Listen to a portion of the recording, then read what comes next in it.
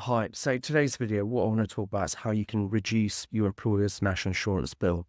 This video really only applies to people who are the only employee or director in their business, because quite often, if you've got multiple employees and directors in your business, you qualify for what you call employment allowance, and then you'll be able to get a reduction on your employer's national insurance bill through that anyway. This video is about for the people who don't qualify for employers' national insurance. And this is a really important video because if you're the only person in your business, in your limited company, and you've got to take a director's salary, the chances are you'll probably have to take the full personal allowance as a director's salary, which means you won't have to pay any income tax on it and you won't have to pay any employees' national insurance, but you'll probably end up paying about £1,100 in employers' national insurance. It's even more prevalent now. They've reduced the threshold at which you start paying employers' national insurance. Some accountants out there are advising people to just take a lower salary so they don't have to pay it. But you're better off paying the £1,100 national insurance than wasting the best part of £2,500 in corporation tax by not taking your full personal allowance.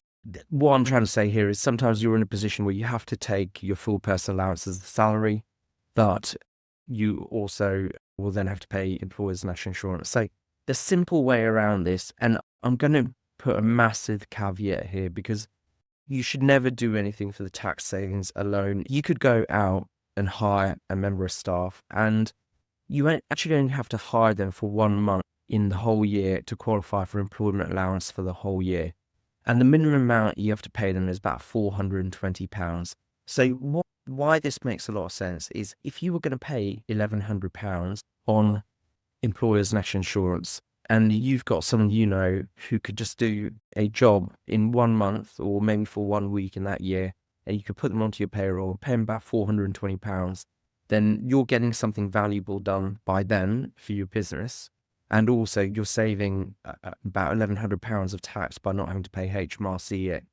One really important thing with this arrangement is, in addition to the one I said, where it's got to be legitimate, it's got to be for your business, and it's got to be commercially viable. The other really important thing is they have to be over 21 years old.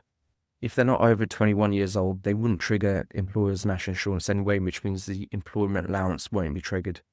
This is something to think about. If you're the only person in your business and you don't qualify for employment allowance at the moment, and the chances are you're going to get like an £1,100 employer's national insurance bill, then definitely consider if there's anyone you can employ for a short period of time.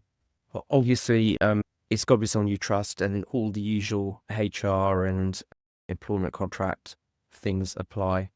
Do factor that in. You may think it's not worth it in the end once, but if you do know someone you can employ who's over 21 for that 1 month or maybe longer with a minimum of £420, it's a great way to get your employer's national insurance bill down. Also, one thing to understand is you may not need the full personal allowance as a salary. If you've got other source of income or other factors going on, it may be possible to create a more bespoke director's salary for you based on that. But that's where you really need to talk to an accountant.